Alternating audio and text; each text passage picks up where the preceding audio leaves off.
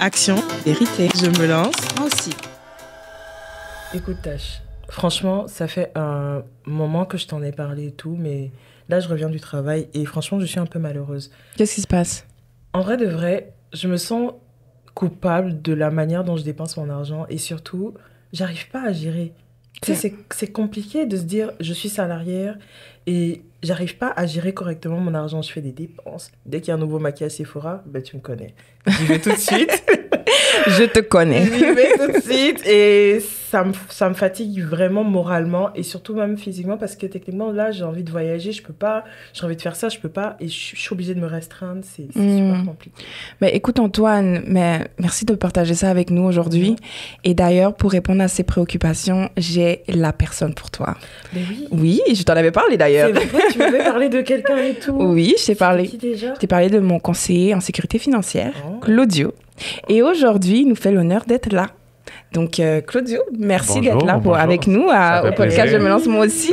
Enfin, on se rend compte, j'en avais bien besoin. Ouais, j'ai tellement parlé de toi, franchement, à Antoine, et elles se sont vraiment concernées par cette cause. Et en fait, on se sent tous concernés par la cause des finances, et on pensait que c'était très important pour nous de voir ça avec toi aujourd'hui. Donc, vas-y, Antoine, présente-toi. Écoute, moi, je suis Marie-Antoine Aka. Je suis salariée, je travaille au Four Seasons pour l'instant. Peut-être que je vais le diriger un jour. Ah, on l'espère. C'est ça. Mais en tout cas, voilà, je suis toute jeune, je viens à peine d'avoir 25 ans cette année. Ah, t'es un bébé, toi. Moi. Ben oui, alors, t'es un comment bébé. ça, je suis un bébé, arrête. Mais tu travailles au Four Seasons, franchement, chapeau. Ben, écoute, moi, Claudio, moi, je suis entrepreneur. Bon, on a déjà fait affaire ensemble, mais ça fait quelques années que j'ai commencé dans l'entrepreneuriat et ça fait 2 ans que j'ai ouvert mon agence de branding. Et voilà, bon, j'ai des défis particuliers parce que, ben, moi, c'est au contrat, hein, je suis pas payée chaque 2 semaines. Donc, c'est un petit peu ça. Donc voilà ma particularité. Je suis entrepreneur et elle est carriériste. Fait que j'ai les deux comparaisons. Exactement. Parfait. Ouais. Fait que dis-nous un petit peu ce que tu fais, comment tu tu es. Voilà, qui tu es. Qui je suis. Ben première chose, père d'un, je pense que c'est ma plus grande fierté. Petit garçon de 13 mois maintenant. OK. Ça fait 3 ans que je suis conseiller en sécurité financière. Alejandro. Il va en briser des cœurs bientôt. Ça, pour vrai, j'en doute pas. Je le trouve vraiment cute, mon petit bébé. Je pense que c'est ma plus grande fierté présentement. Les choses en tant que parent changent beaucoup. Ouais.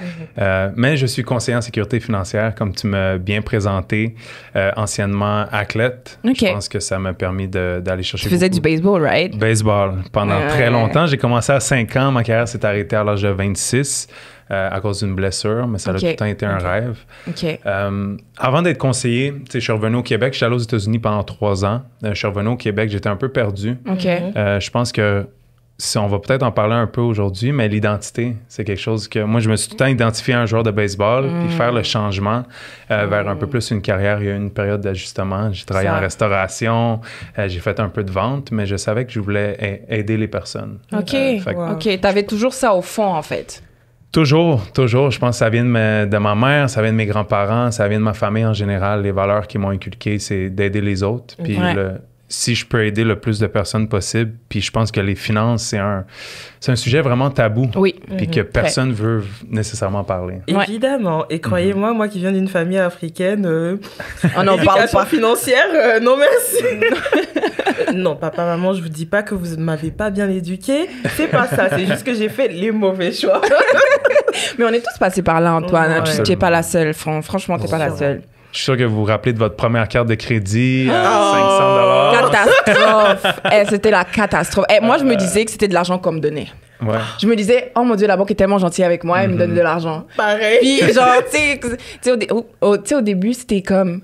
je me rappelle, ma première carte de crédit, c'était 300 $. Quelques mois plus tard, ils me rappellent, ils me disent oui, allô, madame Tachina, est-ce que vous voulez 500 $? J'étais comme, yes! Genre, pour moi, c'était la fête.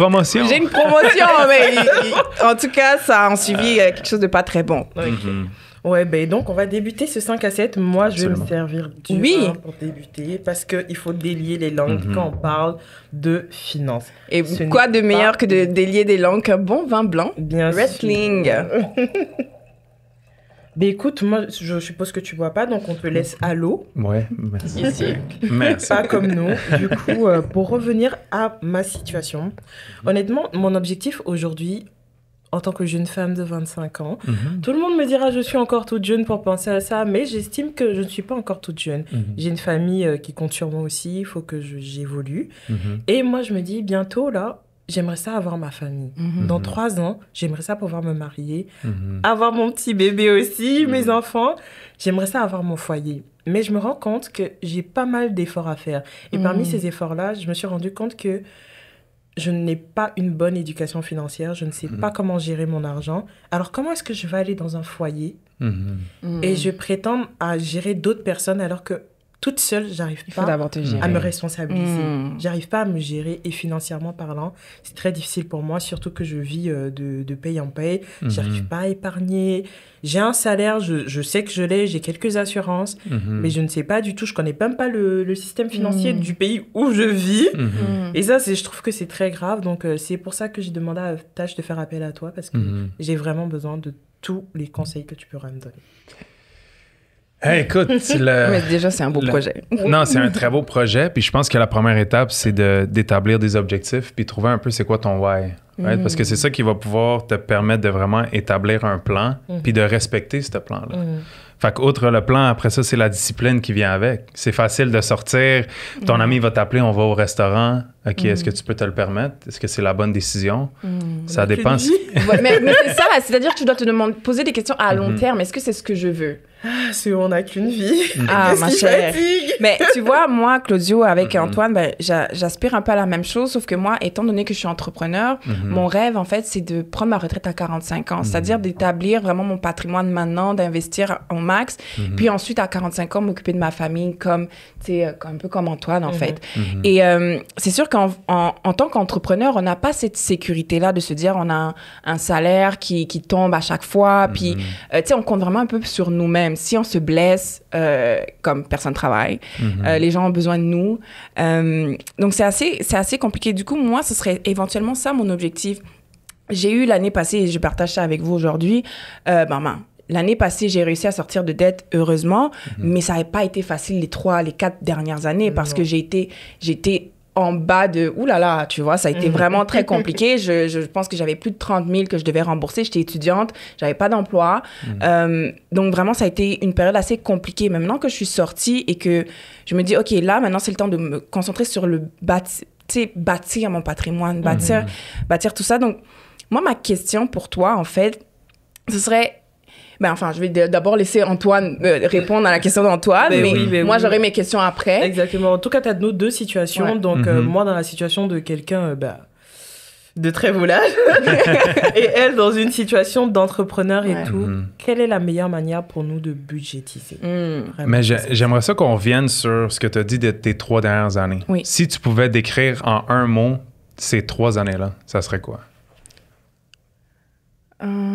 Ça serait... beaucoup de pleurs. beaucoup de frustration. J'étais vraiment frustrée envers moi-même parce que je me connais puis je sais que je suis pas ce genre de personne-là. Je suis quand même assez responsable dans mes choses. Et j'ai vraiment été confrontée à un peu la pire version de moi-même.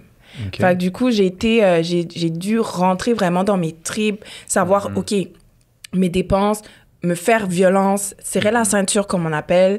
J'ai dû vraiment changer de mindset, shifter mon mindset pour me dire, OK, Tachina, peut-être que là, en ce moment, au lieu de dépenser je sais pas, je donne un exemple, tes $300 pour aller manger le mois avec tes copines, tu mets tes $300 pour rembourser tes dettes et tu restes à la maison. C'était vraiment ça, le plus dur pour moi, c'était me couper du monde puis rester dans ma bulle pour... rembourser les dettes, quoi. Si je pourrais le décrire en un mot, c'est un sacrifice. Ouais. C'est ça. C'est sacrifice. C'est quand tu vas prendre la décision de prendre ce sacrifice-là pour te sortir de tes dettes puis prendre responsabilité. Parce que c'est facile de blâmer ton travail que je fais pas assez. Mais c'est quoi que je fais en amont pour être en mesure de pouvoir sortir de cette situation-là? Si tu me dis que j'ai beaucoup de dettes, j'ai 40 000 de dettes, tu as pris la décision, OK, le focus, c'est mes dettes. Ouais. Parce que si je règle mes dettes, mais je peux progresser en tant que personne. Fait que tout part, encore une fois, d'une décision. C'est pas OK, c'est quoi le meilleur investissement que je peux faire? C'est où que je peux faire du 50%, du 100%? Est-ce que c'est où que je peux frapper un coup de circuit? C'est pas par rapport à ça. Tout part de ton plan, de ton mindset, de tes valeurs, puis de ton why. C'est vrai. Tu sais, vous allez parler à des personnes, il va déjà pas parler du prochain invité, mais le prochain invité va sûrement parler du why. Right? Il va en parler. C'est sûr qu'il va parler du why. Parler, mais c'est la première étape. Fait que, si je te pose la question, c'est quoi ton why? Tu me dis c'est une famille. Est-ce qu'il y a autre chose, la famille, par rapport à tes objectifs? That's a deep question. J'ai un autre why, mais je n'y pense pas pour l'instant. Mais mon autre why, ce serait vraiment d'ouvrir mon propre restaurant. OK. Ça serait vraiment mon rêve et tout. Je pense que ce serait un rêve aussi pour ma famille. Parce que c'est pour ça que j'ai étudié dans l'hôtellerie. Donc, évidemment, et devenir propriétaire plus tard de quelque chose, mais toujours rester dans une sorte... Moi, j'aimerais ça rester en termes de carrière. Okay. Tu sais, beaucoup de gens sont comme... Ouais, l'entrepreneuriat, c'est une bonne chose. Mais moi, je me dis, on se lève pas ou on ne naît pas qui veut être entrepreneur. Ça n'a pas de sens pour moi. Parce que il faut avoir la rage pour être un entrepreneur. Moi, je pense que tu as cela. Tu veux dire quoi par là? Non, la rage dans le sens que c'est une bonne chose. Ah, mais je veux dire, tout le monde, aujourd'hui, comme les gens le prennent comme un substitut. Oh, j'ai pas pu faire telle carrière. Ou j'ai pas genre pu le plan B, mes quoi. études. Ouais. Moi, je vais faire de l'entrepreneuriat parce que c'est pas parce que ça te plaît que tu dois le faire. Faut vraiment avoir une âme, faut vraiment avoir une discipline, comme tu l'as dit, un but précis. Pour l'instant, moi, je sais que je suis pas encore prête. Alors, mon objectif à court terme, c'est vraiment de préparer ma future famille. OK. C'est vraiment ça. OK. Fait que c'est préparer ta future famille. C'est quoi que tu as besoin, que tu sens que tu vas être vraiment en mesure de pouvoir créer ta famille et que tu vas être à l'aise? Est-ce que tu as déjà décortiqué les points à savoir, OK, j'ai besoin de ça, j'ai besoin de ça, j'ai besoin de ça? Déjà, je voudrais commencer par apprendre à gérer mes dépenses toute seule. Comme tu as dit, c'est vraiment une question de mindset. Cette année, j'ai décidé vraiment de rentrer dans ce mindset-là. Alors, comment est-ce que je fais? Par exemple, je gagne $4,000. OK. Sachant que par mois, si j'englobe tout, normalement, je suis payée aux 2 semaines, mais par mois, on va dire que ça approche approximativement les $4,000. Et j'aimerais ça pouvoir faire de l'épargne. Vu que je suis chrétienne catholique, j'ai toujours la dîme à enlever dans mon argent. C'est quoi la dîme pour ceux qui ne savent pas? La dîme, en fait, c'est un 10% que tu donnes à Dieu. Du coup, le 10%, je l'enlève complètement de mon argent. Il ne fait pas partie de mon salaire parce que c'est ce que je dis merci à Dieu pour ça. Du coup, après ça, j'aimerais ça catégoriser, budgétiser, savoir où est-ce que mon argent passe. Par exemple... Mon loyer approche les 1200.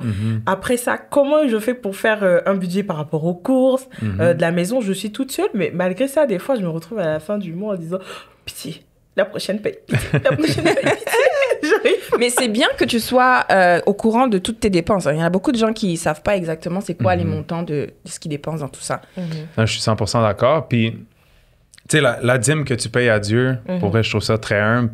Mais c'est quand que tu vas te payer toi-même? Puis que tu vas devenir la priorité. Fait que tu es capable de le faire. Tu es capable de faire le 10%. OK, mais s'il y a un conseil que je peux te donner, mais paye-toi 10% à toi. Aussi. Exactement. Mais moi, si je veux revenir sur ça, Claudio, je me dis, il faut toujours réserver quelque chose. Et d'ailleurs, on pourrait en discuter plus loin, mais que ce soit les Warren Buffett, que ce soit les grands qui ont réussi, ils ont toujours dit, réserve une partie pour redonner. Que tu redonnes à Dieu, que tu redonnes à un orphelin, que tu redonnes à quelqu'un qui en a besoin. Il faut toujours redonner, réserver une petite partie de ce que tu gagnes. En tout cas, c'est ma philosophie. Et pour rejoindre Antoine, moi, je donne 5% à chaque fin de mois à un organisme qui me tient à cœur. Et ça change à chaque fois, juste parce que je me dis, de la même façon, OK, j'ai travaillé. C'est pas comme si c'est sorti du ciel.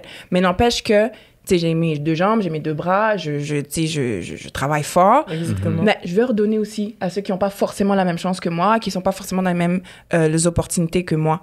Mais pour revenir sur ce qu'Antoine disait, à ton avis, est-ce qu'il faut se payer avant, c'est-à-dire soi-même, avant de payer ses factures? Parce que techniquement, ça revient à la même question. Mais c'est ça, parce que oui, le 10%, je ne compte pas vraiment dedans, mais comme je le disais tantôt, c'est ça. Après ça, est-ce que je dois commencer par les factures? Moi, je ne pense pas d'abord à moi. La seule chose à laquelle je pense d'abord, c'est mes cheveux. Mais tes cheveux, c'est toi? Non, on rigole, mais toi. par exemple, dans mon métier, je suis obligée d'être impeccable à chaque fois. Donc, du coup, moi, j'aime pas forcément les trucs de marque et tout, mais la seule chose qui me fait vraiment plaisir, c'est mon self-care. Donc, c'est-à-dire produit de beauté qui va me permettre de faire ma skincare et tout, mes cheveux, mes ongles, mes cils. Ça, pour moi, c'est ça que je prends en général. Basic girl math. Mais en général, ça me coûte pas moins de $1,000 par mois. Sans rigoler.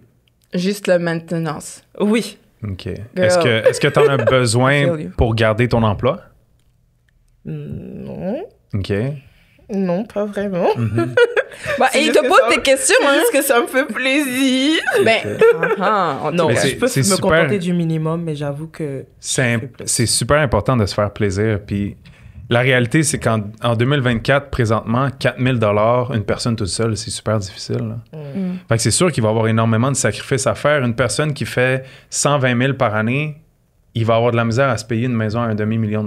C'est sûr. Mais c'est la réalité qu'on vit présentement. Fait que si tu veux une famille, c'est à quel point tu la veux, cette famille-là. Que ça vaut la peine de dire, OK, peut-être cette semaine, je vais m'apprendre à faire mes propres ongles. Right? Oh! Bonne Tu peux alternative. le Non, c'est faire une par toi-même. alternative, Tu peux c'est trouver vrai. quelqu'un qui est en train d'apprendre à faire des ongles. Ou des aller la press on supporter. nails. C'est vrai. Exact. Ça vrai. va dépendre, puis c'est de venir le décortiquer aussi. Ouais. Puis ça revient tout le temps à ton why. C'est ça qui Ouais. va te stopper à prendre une mauvaise décision. Ouais. Si ton why est assez puissant, c'est peut-être parce que tu l'as pas visualisé assez. C'est quoi pour toi que ça représente une famille? Est-ce que c'est l'amour? Est-ce que c'est le nid, avoir la maison? Est-ce que c'est être en mesure de pouvoir enseigner quelque chose à l'enfant? Ça, il faut que tu le détermines pour que quand tu arrives chez Sephora, que tu t'apprêtes à donner ta carte de crédit. Tu te dis... Non, je veux ma Mais tu famille, sais, c'est ça bon. m'est arrivé une Exact. fois, juste pour la petite histoire. Ben en fait, moi, comment je le fais? Je m'en vais sur Amazon, j'achète. En fait, je mets tout ce que je veux dans le panier. Tout, genre comme, même des affaires que je sais que techniquement, j'allais pas prendre. Je Ouais. mets tout, genre juste pour la satisfaction. Puis après, je me dis, j'attends 24 heures. Je te promets, Antoine, après le 24 heures, je suis comme, c'est même pas beau, c'est même pas cute. Je valide même pas mon C'est panier. ça. Mais J'adore tu sais, ça. c'est juste comme te mettre dans une situation comme si tu l'achètes. Mais après, tu Exactement. dis non, attends, je veux d'abord voir si c'est la meilleure des choses. Parce que techniquement, si c'est une priorité, ça va revenir le lendemain. C'est sûr, c'est sûr. Si c'est pas une priorité, tu vas voir, t'es comme non, non, I don't want it. Non. C'est l'achat impulsif. Puis moi, j'ai Ouais. une grande sœur. Puis je Ah, sais, bon. moi, j'ai grandi avec ma mère, ma sœur. Les femmes, veulent pas, il y a beaucoup d'achats compulsifs. Dans le sens que vous voulez vous faire plaisir, vous voulez paraître bien, c'est important pour vous.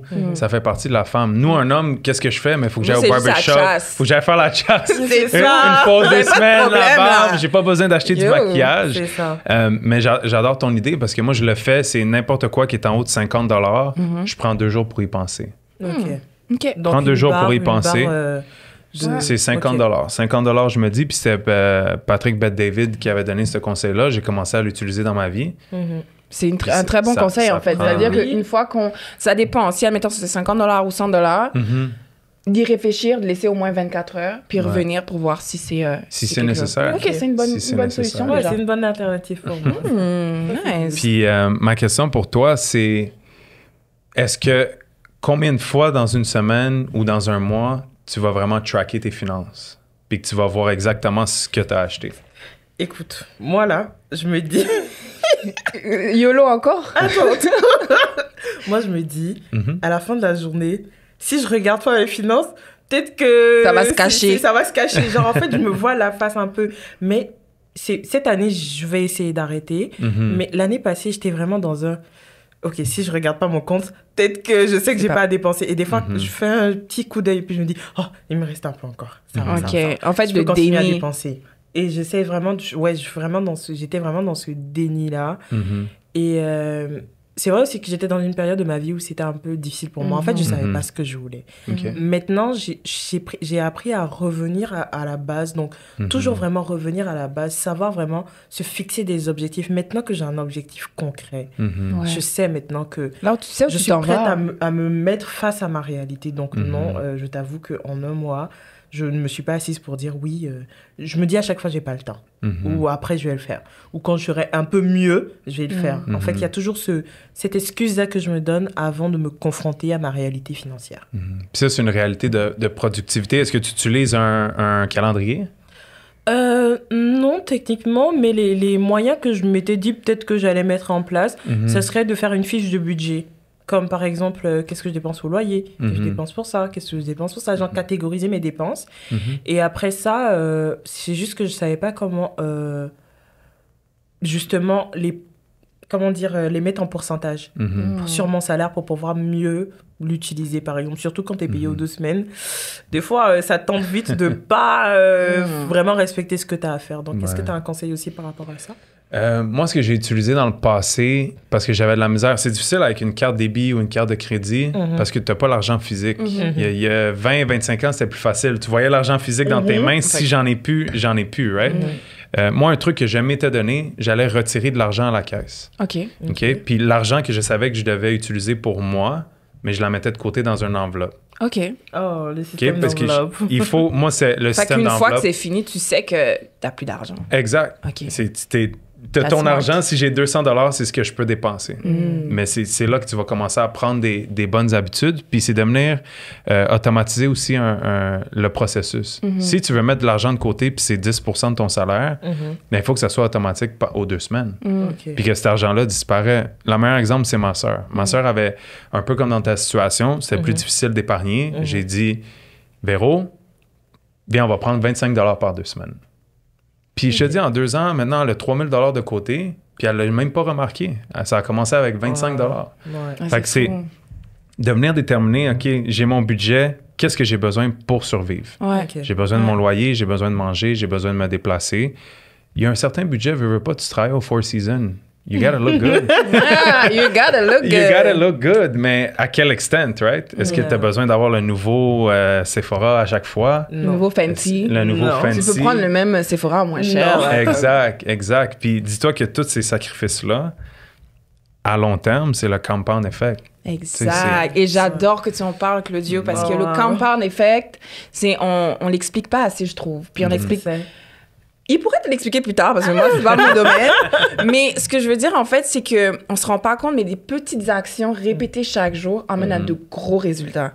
Et moi, ben, justement, par rapport à mon année où ça allait pas et que j'étais frustrée pourquoi? Parce que je faisais c'est-à-dire que j'étais dans un déni d'abord. J'étais comme, OK, si je vois pas, c'est que ça existe pas. That's false. Ça existe. Parce que les créanciers, ils t'appellent. Jusqu'à tu es obligé de changer de numéro parce que ça t'énerve. Fait qu'est-ce que je me suis dit? J'ai dit, je vais me faire violence, puis je vais regarder ça. Je vais regarder les lettres que Desjardins m'envoie. Je vais regarder mes mails. Je vais regarder mon compte en banque. Je vais regarder vraiment mes relevés. Puis je regarde. Non, mais écoute, non, mais c'est important. Parce qu'on a tous été, on a tous été dans cette situation-là, tu vois. Et je comprends tellement dans quoi tu es.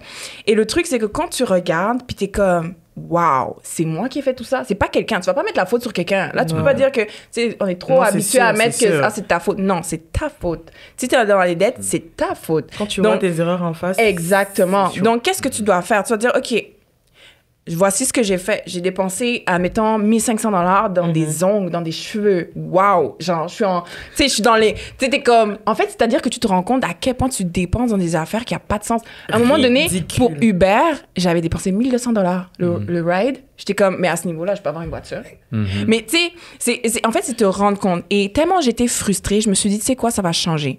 Et qu'est-ce que j'ai fait? Ce que j'ai appliqué, j'ai vu ça dans des livres de finances. Je me suis dit, tu sais quoi, tous les jours, je vais regarder mes finances. Donc, quand je finissais ma journée, je regardais ce que j'avais dépensé. Une fois que j'ai fini ça, je le faisais aux 1 semaine. Après, je le faisais aux 2 semaines. Là, je suis rendue à chaque dimanche, je me pose, je prends 1 heure, je mets la musique classique parce qu'il faut que ce soit un bon moment pour toi. Il faut que ton cerveau associe tes finances à un bon moment. Donc, moi, je mets de la musique classique en même temps que je fais mon budget et mes prévisions. Je regarde mon Excel, je dis, OK, voici la semaine passée, tout ce que j'ai dépensé en bien nécessaire et tout ce que j'ai dépensé pour me faire plaisir. Puis, où est-ce que je m'en vais avec ça? Et là, je vois si je dois réduire des dépenses, si je dois arrêter ou stopper, ou si je dois... Tu vois? Mais en général, les conseillers financiers, j'imagine qu'il y a un pourcentage de dépenses, c'est-à-dire le loyer doit coûter combien de ton salaire, tes dépenses personnelles nécessaires? C'est que ça dépend à la fin de la journée de tes valeurs puis de la personne que tu es. Puis de ce que tu as dit, ce que j'ai retenu le plus, c'est prendre responsabilité. Ouais. Je vous le cacherai pas qu'avant de devenir conseiller financier, moi, j'étais arrivé du Québec, quand j'avais 25 ans, je suis parti des États-Unis. Mon père, ma mère n'ont pas voulu me reprendre, j'ai dû me refaire toute seule. J'ai commencé avec ma sœur, puis je voulais tellement être toute seule, puis être indépendant, puis prendre responsabilité.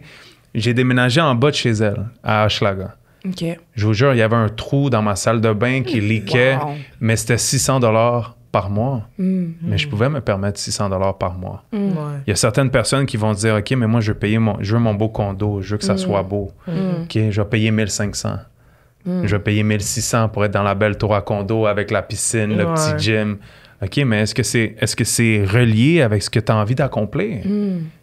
Ok. Si c'est oui, vis ta vie comme ça. Moi, j'ai aucun problème. À la fin de la journée, si tu veux vivre paycheck to paycheck, c'est ta décision. Énormément de personnes vivent comme ça. Puis des fois, on dit il y a que 2 façons de sortir de ça. C'est réduire ses dépenses et augmenter ses revenus. That's all. Extra work. C'est juste ça. Fait que techniquement, c'est d'accepter... Et c'est là où l'ego rentre en jeu. Ouais. Parce que tu te dis... J'ai l'habitude d'être dans un beau condo. Est-ce que je vais accepter de descendre mes standards pour aller dans une affaire un peu plus bizarre et me dire, OK, là, je me focus sur ce qui est nécessaire pour moi. Tu sais, c'est vraiment le questionnement que tu dois avoir au je départ. comprends. Et moi, je suis d'accord avec vous parce que moi, techniquement, je suis je suis quand même très, très simple. Et la chose à laquelle je déteste dépenser, c'est le loyer. OK. Alors moi, ça me dérange absolument pas de vivre dans un... Par exemple, moi, je vis dans un petit studio. Ouais. C'est un petit peu cher, je trouve, pour ce que c'est, mais je pense que c'est parce que les choses ont augmenté et tout. Mais techniquement, c'est pas quelque chose qui me dérange en soi. Parce qu'à la fin de la journée, j'ai un endroit où dormir. Je peux cuisiner, je peux me doucher. Ma douche, c'est mon sanctuaire. Donc, du coup, à ce moment-là, je me dis, est-ce que j'ai nécessairement besoin d'aller quelque part où je vais payer plus? Non. Déjà, ça me dérange pas. Dans le sens que, comme je t'ai dit, mon objectif, c'est d'avoir une famille. Si je déménage, c'est que je vais vivre avec mon partenaire. Ça, c'est clair. Donc, techniquement, il faut que je me prépare à être dans une situation de couple et de pouvoir travailler avec cette personne. C'est-à-dire mettre nos finances ensemble. Parce que j'estime aussi d'une certaine manière, oui, on parle d'amour, on parle de temps, mais à un moment donné, se mettre à 2 pour certaines dépenses, c'est plus facile qu'être toute seule. Vraiment. C'était beaucoup plus facile. C'est de revenus aussi. Ça, mes parents m'ont toujours inculqué ça, même si j'ai fait les mauvais choix. Ils ont toujours été dans une dynamique parce que moi, je voyais ma mère, elle gérait tout ce qui était financier et tout. Et mon père avait le dernier mot, mais je voyais à quel point elle savait compartimenter. Et c'est comme... Elle pouvait se permettre plein de choses, là, avec son salaire. Elle pouvait se permettre plein de choses. Mais non, elle était dans...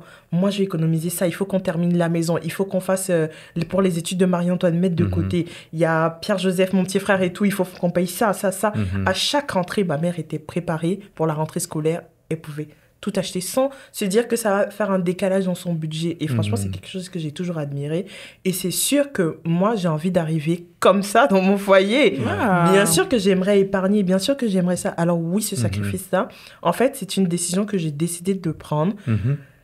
Je vais me sacrifier. Même si je dois porter les 2 vêtements que j'ai, ça me dérange absolument pas. Parce que comme tu as dit, c'est vraiment une question de mindset. Du début, je me suis dit, je visualise ça. Rouge à lèvres Sephora, famille. Rouge à lèvres Sephora, famille.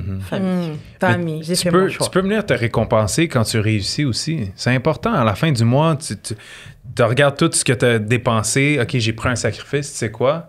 Ce mois-ci, j'ai le droit à ça. Viens de mettre une récompense pour venir à... Comme tu as parlé tantôt, venir associer les finances à quelque chose que tu as du plaisir. Puis tu parlais que présentement, tu habites toute seule à 1200. Qu'est-ce qui t'empêche d'avoir 2-3 colocs? Puis que vous payez chacun 400 $. Bien, écoutez, les amis, on va prendre un sacrifice. On va travailler en équipe pour les prochains 1-2 ans. C'est quoi ton objectif? C'est quoi ton objectif? C'est quoi ton objectif? OK, moi, je veux accomplir ça. Moi, je veux accomplir ça. Good. Mais ça fait en sorte que tu as un groupe de personnes à la maison. D'un, il faut que tu apprennes à cohabiter. Il faut que tu apprennes qui va s'occuper de la vaisselle. Sacrifice. Exactement. Toute seule, j'ai un petit chat. Mais j'aime ça. Antoine, tu es revenu tout à l'heure que quand ta mère te disait... quand tu voyais ta mère compartimenter les dépenses, c'est très important parce qu'il faut savoir où est-ce que l'argent s'injecte. Et ça revient à ma prochaine question, Claudio. C'est que, dis-moi, une fois qu'on a réussi à compartimenter nos dépenses et qu'on a une certaine somme qui nous reste à la fin du mois, où est-ce qu'on met cet argent? Parce que, OK, est-ce que je le mets dans un compte? Est-ce que je le mets dans ma poche? Où est-ce qu'on met cet argent? Étape numéro 1 pour moi, c'est d'avoir de l'argent de côté pour les imprévus. Okay. Un compte d'urgence. Okay. Tu vas avoir 3 à 6 mois de salaire de côté. Okay. Pour la plupart des personnes, ça va ressembler entre 6 000 et 12 000 dans un compte épargne. Il y a plusieurs types de comptes épargne. Il y a ceux à la banque que tu peux faire 0,5 %. Moi, je suis chanceux, j'ai accès avec, je vais pas parler de compagnie, mais j'ai accès peut-être à un 3-4% d'un compte épargne que tu peux aller chercher cet argent-là. Et ça, c'est d'ailleurs bien parce que quand tu travailles avec un conseiller financier, il y a une vue d'ensemble sur Exact. tous Je ces suis avantages. pas obligé de travailler avec une seule compagnie. Certains conseillers indépendants, comme dans mon cas, on a accès à plusieurs compagnies. Fait qu'on peut regarder ça. Ensuite de ça, une fois que tu as ça, là, c'est d'investir. Puis ça, tu l'investis dans ton CELI. Pourquoi un CELI? Parce que tu payes pas d'impôts. Et c'est quoi un CELI? Un CELI, c'est un compte d'investissement. Je le Ok. vois, c'est important de le comprendre comme un véhicule. OK. Right? Est-ce que c'est un véhicule? Parce que moi, je vois comme une auto, puis t'es Un comme auto- en train de conduire. c'est un véhicule, Ouais? c'est un véhicule Ok. financier. Ok. Ok? Si je peux vous donner la comparaison, il y a des comptes enregistrés. Ok. Tout ce qui est compte enregistré, c'est des comptes gouvernementaux.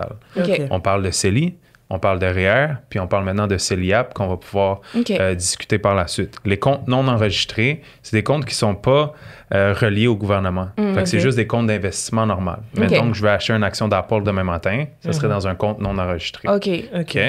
Mais ça, on parle de véhicule. Parce que la plupart des personnes, Le ils petit vont véhicule.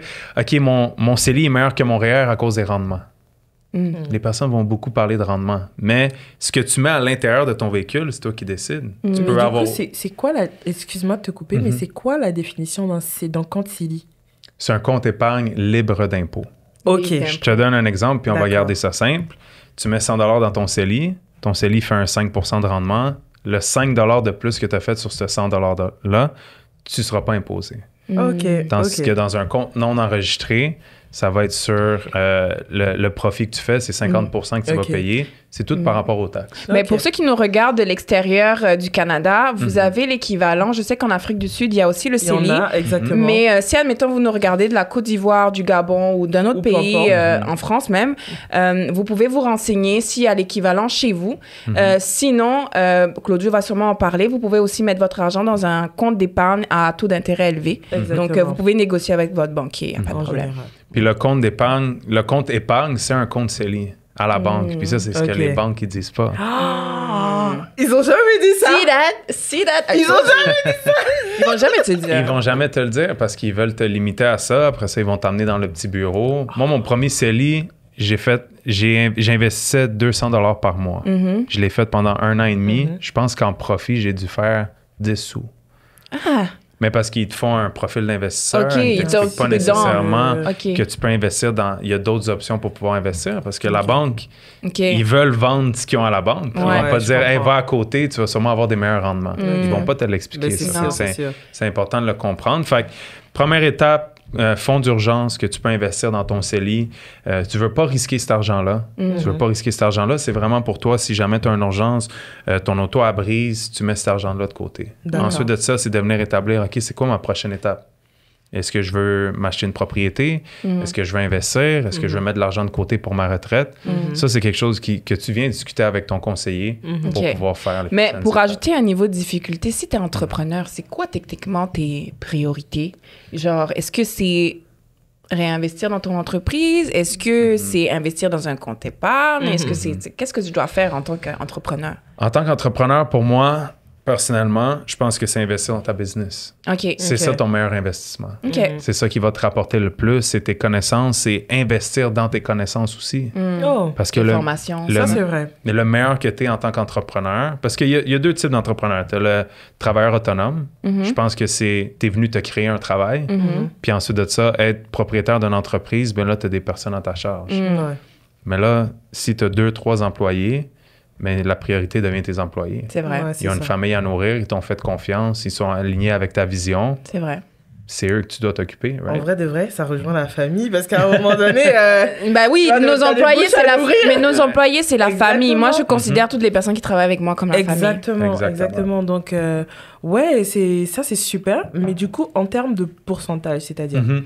là, tu viens de me débloquer un petit truc là. Du coup, j'ai fait un CELI. Mhm. J'ai un salaire de 4 000. Mhm. Combien du pourcent je dois réserver au fonds d'urgence? Combien de pourcentage je dois réserver à, je sais pas, me faire plaisir? Mhm. Combien de pourcentage je dois réserver à l'épargne Mhm. personnelle? Et combien de pourcentage je dois réserver, par exemple, à si je voyageais? Mhm. Moi, personnellement, je ne marche pas avec des pourcentages. OK. Je marche avec des objectifs puis des choses à accomplir. OK. OK? Fait que ta première année, si tu penses à mettre de l'argent dans ton fonds d'urgence, à mettre de l'argent de côté pour ta retraite, à faire des voyages, mais là, c'est quoi que tu manges à la fin de la journée? Des soupes ramen? Rien. Mais tu comprends? Fait que c'est là que le sacrifice rentre en place. D'accord. Si ta première étape, c'est tes dettes, ben prends 10% de ton salaire. 10%, c'est le chiffre parfait que plusieurs personnes parlent. Quand tu es plus jeune, tu n'as pas de responsabilité ou pas d'enfant, personnellement, tu devrais être en mesure de mettre au moins 20%. OK. Mais avec ce qui vient d'arriver, la pandémie veut pas, tout ce qui a augmenté, l'inflation, le faire toute seule, c'est ultra difficile. C'est pour ça que je te dis, trouve-toi un cercle d'amis, partez ensemble en appartement. Au lieu de payer 1200, tu vas payer 400 $. Mais tu peux être dans une belle place. Mais puis si tu tu peux faire le c'est ça. sacrifice, Mais c'est si trouver tu des veux que je te solutions. donne une petite astuce, ben, c'est même pas une astuce, c'est quelque chose que j'ai appris en lisant Père riche, Père pauvre de Robert Kiyosaki. En fait, il explique qu'il faut d'abord se payer soi-même avant de payer les autres.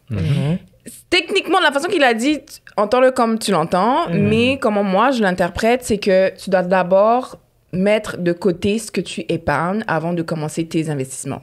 Et avant de commencer, par exemple, avant de commencer à payer tes factures. Et le truc, souvent, c'est que le loyer, tu peux te baser sur ça. Techniquement, le loyer ne doit pas dépasser 30% de ce que tu reçois dans tes poches. Donc, si tu vois que ton loyer dépasse 30%, tu peux essayer de faire des ajustements à partir de là. Après, le reste, c'est toi qui vois. Ouais, Vu que c'est tu as sûr, déjà c'est 10% qui part dans ta dîme, donc ça te fait déjà un 40% de partie. Tu peux voir si entre, combien ça te coûte manger à chaque mois, faire des courses, tu sais. En vrai, de vrai, je le sais, mais... Tu sais. Bon. En vrai, de vrai, moi, j'ai vraiment une possibilité énorme de pouvoir économiser. Mais vraiment, comme vous avez dit, c'est vraiment de se faire violence et vraiment de faire ce truc de sacrifice là. J'adore quand vous le dites parce que comme on n'a pas conscience à quel point avoir un objectif, ça demande des sacrifices. Et c'est très difficile. Mais en vrai, de vrai, quand je regarde mes finances, quand j'ai ma réalité en face de moi, je suis persuadée que je peux faire plus. Parce que déjà, au travail, je mange. Genre, j'ai pas à payer pour la nourriture que je vais manger à midi ou le matin. C'est seulement mes jours de congé que je vais pas manger et tout, mais que je vais devoir préparer. Donc, techniquement, ça réduit encore plus mon budget niveau course nourriture. Donc, en vrai, la question, c'est pourquoi je mets de l'argent dans du maquillage et dans les cheveux. Vraiment, mon problème, il est là. Au moins, tu le sais, puis c'est combien de fois que tu vas le mettre devant ta face, puis tu vas juste prendre responsabilité de ce que tu es en train de dépenser, puis de le voir, voilà le plus souvent possible. Puis ton objectif, si c'est ta famille, voilà le plus souvent possible. Je te donne une vraie astuce, OK? Quand, là, peut-être tu as de l'argent, tu as ton salaire, tu vas à Sephora. Le jour où tu sens que c'est chaud sur toi, là, que tu n'as plus d'argent dans ton compte, va retourner dans ta facture de Sephora, puis tu regardes le 300 ou le 250 $ que tu as dépensé. Tu vas tellement être énervé. Je vais aller rendre les ça choses. va tellement... Si tu gardes la facture, va faire... je te jure, ça va tellement t'énerver. Tu vas te dire, waouh! Genre, aujourd'hui, je suis là, j'arrive même pas à, je sais pas, manger. Puis il y a 2 semaines ou 1 mois, genre, j'étais en train d'acheter à Sephora pour 400 $. Ouais, genre, comme, c'est très grave. en fait, il faut que tu sois aware, il faut que tu confrontes la réalité et c'est difficile. Et je pense que d'abord là. L'éducation financière, c'est quelque chose que n'importe qui doit pouvoir avoir accès à ça. Du coup, quel est le meilleur moyen pour toi de dire à n'importe quel jeune? Parce que tu sais, il y a pas mal d'immigrants. Nous sommes pas mal d'immigrants ici. Et je veux dire, dans n'importe quel même pays, on n'a pas tous... Et même les gens issus de la minorité, les minorités visibles, les femmes. La facilité de se dire, oh, ben, l'éducation, c'est une priorité l'éducation financière, c'est une priorité que je dois avoir dans ma vie. Comme, c'est pas tous les parents qui vont dire à leurs enfants, ouais, utilise ton argent de ça. Et même à l'école, c'est pas quelque chose qu'on nous apprend. Non, de plus en plus, mais malheureusement, non. Je pense que c'est de travailler en équipe avec quelqu'un. Je pense que d'avoir un conseiller dans ton coin ou d'avoir un ami avec qui tu peux avoir cette discussion-là, je pense que c'est quelque chose qui va aider énormément. Et d'ailleurs, en parlant d'investissement et d'éducation financière, notre prochain épisode, Ça va être à bloc. On va ça va parler être, de on va comment parler de faire ça. ça. Ouais, on va parler, tout ça va être clair pour vous, le why, Ouais. tout ça va être clair. Mhm. Donc, franchement, je pense qu'on a beaucoup appris aujourd'hui. Hein. Ouais. Mm. Mais par contre, j'ai des dernières questions. Vas-y, je Écoute, Ah bah, profites-en. Hein. on a fait le tour, Ouais. on a parlé des problèmes, nanana. Mhm. Maintenant, j'ai besoin d'une solution concrète pour régler mes dettes. En tant que conseiller en sécurité financière, est-ce que d'abord, je dois venir voir un conseiller en sécurité financière ou est-ce que tu as des tips pour moi ou une manière de pouvoir régler mes dettes, supposons que mes dettes arrivent à 15 000 $. Mhm. Qu'est-ce que je fais pour réellement et concrètement commencer à régler ces dettes-là? Est-ce que je dois appeler l'Equifax? Est-ce que je dois faire un plan de tous mes dettes? Si tu as des solutions, écoute. Genre un plan concret, quoi. Ouais. Un plan Mais je viendrais les décortiquer premièrement par rapport au pourcentage d'intérêt que tu dois payer, puis j'irai dans cet ordre de priorité-là. C'est sûr que tu veux toutes les dettes à haut pourcentage, tu veux les payer le plus rapidement possible, mais la réalité, c'est que la plupart des êtres humains, on vit tous dans la dette. C'est comment tu vas utiliser cette dette-là. Right? Fait que je prioriserais mes cartes de crédit, je ferais une entente de paiement avec moi-même que je m'engage à payer 200 $, exemple, par mois dans ma carte de crédit jusqu'à temps que c'est fini. Une fois que c'est fini, tu sais quoi? Mais je vais aller chez Sephora ou peut-être tu peux te payer un petit voyage, tu peux aller au spa. Donne-toi une récompense rattachée à ça. Ok. Mais si un conseil concret que je pourrais te donner, priorise les high interest, puis ensuite de ça, Ouais. L'effet boule de neige. Effet boule de neige. Effet boule de Exactement. L'effet neige. boule de Ouais. neige. Mais ça s'appelle comme ça, en fait. Plus on le fait. C'est plus Ramsey. ça devient Ramsey. gros, En tout ouais. cas, il y a un monsieur là qui en parle beaucoup sur YouTube. Tu peux aller voir, je pourrais t'envoyer le lien. Ok. Mais il parle de ça, des dettes, tu les rembourses à effet boule de neige. Tu parles de la plus petite à la plus grosse. Wow. Mais écoute, merci beaucoup Claudio. Comment Ça est-ce fait qu'on peut plaisir. faire pour te rejoindre si jamais on a besoin de tes conseils? Vous pouvez me rejoindre dans mon nouveau courriel qui Ok. est claude.ortizprefontaine@diversico.ca ou Parfait. à mon numéro de téléphone personnel qui est le 438-496-5620. Assurez-vous de me texter en premier parce que des fois, les numéros inconnus, je ne réponds pas. Ah bon, on fait un peu tout ça. Elle aussi, elle fait ça beaucoup. Ouais. Mais il n'y a pas de problème, on va les mettre dans notre bio. Et aussi, j'aimerais remercier l'agence WeBrand qui nous a permis de recommencer nos podcasts parce que oui, on avait fait un petit bout de temps en pause, Antoine et moi. Mais Oui. grâce à l'agence WeBrand, on a réussi à rebrander le tout et vous allez le voir dans les prochains épisodes à quel point on est top notch. On a essayé d'évoluer. En tout cas, merci de nous avoir suivis sur Je me lance. Moi Moi aussi. aussi. the right words